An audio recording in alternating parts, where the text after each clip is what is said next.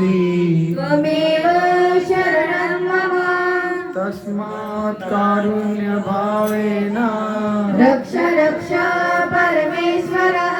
गतं दुःखं गतं पापं गतं दारिद्र्यमेव च आगता सुखसम्पत्ति पुण्योऽहं तव दर्शनात्। पुण्योऽहं तव दर्शनात् पुण्योऽहं तव दर्शनात्। गुरुआज्ञा दृढ